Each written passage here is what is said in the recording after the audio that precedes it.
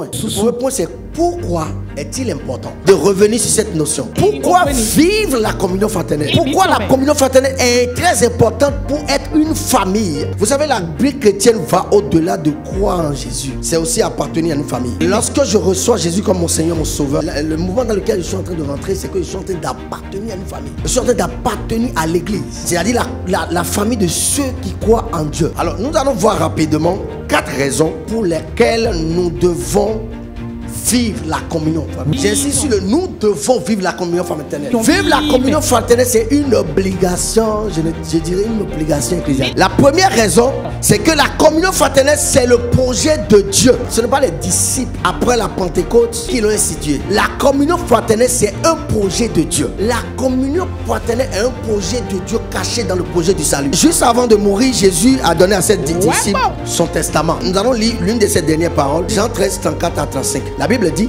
je vous donne un commandement nouveau. Aimez-vous les uns les autres comme je vous ai aimé. Vous aussi aimez-vous les uns les autres.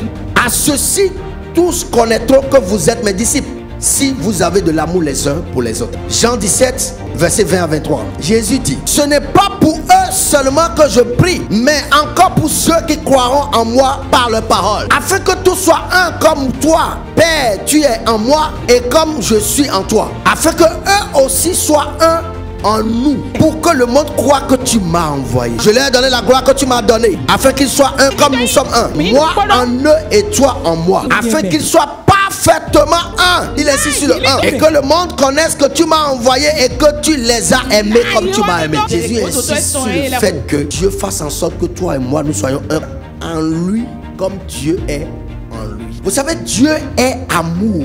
Dieu ne donne pas l'amour. Dieu n'a pas de l'amour. Lui-même, il est amour. Et l'amour n'est jamais seul. Tu ne vas jamais trouver l'amour seul. L'amour ne marche jamais seul. Vous savez, si Dieu est amour, comment les hommes sur terre peuvent témoigner de ce que Dieu est amour si on ne voit pas cet amour en action au travers des hommes? Vous voyez, Dieu a été le premier à nous démontrer que l'amour ne peut pas être seul. L'amour ne peut pas être sans action. Qu'est-ce qui te permet de dire, toi et moi, de dire que Dieu nous aime? Parce que Dieu a fait quelque chose. Nous ne disons pas que Dieu nous a aimés parce que Dieu, on nous a dit que Dieu est amour. Nous disons avec certitude que Dieu nous a aimés, que Dieu nous aime, parce qu'il a prouvé cet amour. On ne peut pas attester de l'amour de Dieu si cet amour n'est pas prouvé par les enfants de Dieu, les uns envers les autres. En fait, ce qui fait que le monde n'a pas encore goûté l'amour de Dieu, et la Bible dit que toute la création attend avec un ardent désir la révélation des fils. Que beaucoup d'entre nous avons gardé l'amour de Dieu prisonnier. On ne peut pas dire qu'on est une famille et on se comporte en singleton. On est membre d'une famille, mais on ne connaît qu'une seule personne dans la famille. La communion fraternelle, c'est un projet de Dieu. Vous savez, Jésus n'est pas seulement venu sur terre pour restaurer la relation des hommes entre toi et Dieu. Je vais t'expliquer le projet. Jésus est venu te réconcilier avec Dieu, oui. Il est venu pour restaurer la relation entre l'homme et Dieu, oui. Mais il a aussi restauré la relation entre les hommes. Laisse-moi t'expliquer que la relation entre les hommes a pris un coup par le péché. Dieu pouvait, quand il a créé Adam, Dieu pouvait et il le pouvait vraiment créer Ève à part.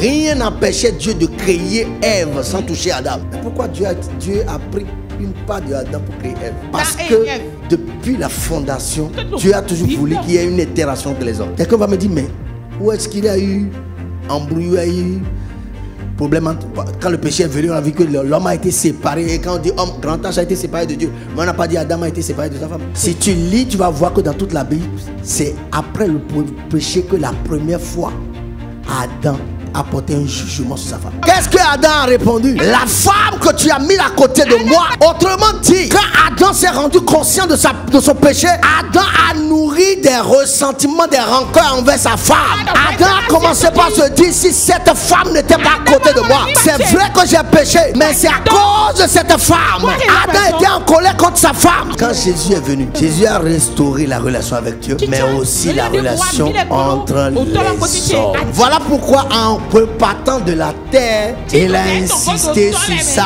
qu'il soit un. La deuxième raison, rapidement, la communion fraternelle nous aide à garder allumée la flamme de la foi et la ferveur de la prière. Avez-vous remarqué que les moments où quand on quitte la prière, on a encore envie de prier. C'est le moment où on a prié ensemble. La Bible dit que le fer aiguise le fer. Et moi, je vais dire que le frère aiguise le frère. Je vois des gens qui perdent du temps dans des choses qui ne les arrangent pas. Tu pries seul pour dire Seigneur, fais-moi ci, Seigneur, fais ci. La Bible n'a-t-elle pas dit que un chasse 1000 et deux chasse 10 000? Troisième raison, la communion fraternelle nous permet de marcher dans la lumière, de ne pas sombrer dans le sommeil spirituel. 1 Jean 1 verset 7. Dieu est dans la lumière. Alors si nous aussi nous marchons dans la lumière, nous sommes unis les uns aux autres. Et le sang de Jésus, son Fils, nous purifie de tout péché. Bien aimé, le fait que tu n'aimes pas plus communier avec tes frères devait être pour toi un signal fort. La plupart du temps, cela sous-entend que tu n'es plus dans le même esprit que tes frères. Ça devait t'alarmer parce que, en fait, ne dit-on pas que les oiseaux de même plumage volent ensemble? Le fait que, en fait, quand on parle d'aller communier, quand on parle, on dit aller dans les familles, il y a des gens, depuis qu'on dit ça, des gens, ça ne les dit rien. On est en train de donner des tonnes de messages, ça ne les dit rien. Si tu ne me supportes plus,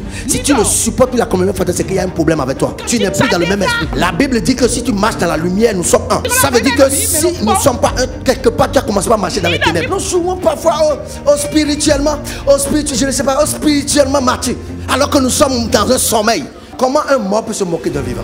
Ceux qui dorment n'aiment pas qu'on les réveille. Quand tu veux les réveiller, c'est comme si tu fais le tronc spirituel. J'ai détecté deux formes de sommeil. La première forme est l'anesthésie spirituelle. La deuxième forme est le coma spirituel. Tu sais, l'anesthésie spirituelle, ça se manifeste souvent par un sentiment général de découragement. Un sentiment d'ennui face à la vie chrétienne. C'est qu'on est ennuyé, on est découragé. On n'a plus de goût à la vie spirituelle, à la vie chrétienne. Et souvent, quelle est la cause? Ça arrive quand on a attendu une promesse pendant longtemps qui n'est pas arrivée. Ou bien quand on est demeuré dans une situation où Dieu n'a pas encore répondu. Ou quand on a assez lutté par soi-même contre un péché. Bien aimé, on te comprend. Moi, je te comprends. Tu es découragé parfois. C'est dans cette situation que les gens c'est dans cette situation qu'on te crible de toutes sortes de paroles. Oh, ne t'en fais pas. Tu n'es pas le premier. Job aussi allant subi. Les trois amis de Job l'ont crié de paroles. Job dit, mais je suis sans péché. J'ai checké ma vie. Je n'ai pas vu de péché. Ils ont dit, Dieu est sûr, si Dieu te pèse. Bien aimé, ne te décourage pas. Parfois, il y a des choses qui se passent, on te dit, comment Dieu peut faire ça? Bien aimé, quel que soit ce que tu vis, ça n'arrête pas Dieu. Quel que soit ce que tu vis, ça n'arrête pas les plans de Dieu. Et la plupart du temps, Dieu permet que tu sois touché parce qu'il est fier de toi. Il regarde ton cœur et il dit, j'ai trouvé telle personne. Ah, selon mon cœur. Alors que les gens parlent mal de toi, c'est pas un problème, c'est des galons qui t'ajoutent. Ne t'en fais pas. De leur vivant, ils verront, ils témoigneront.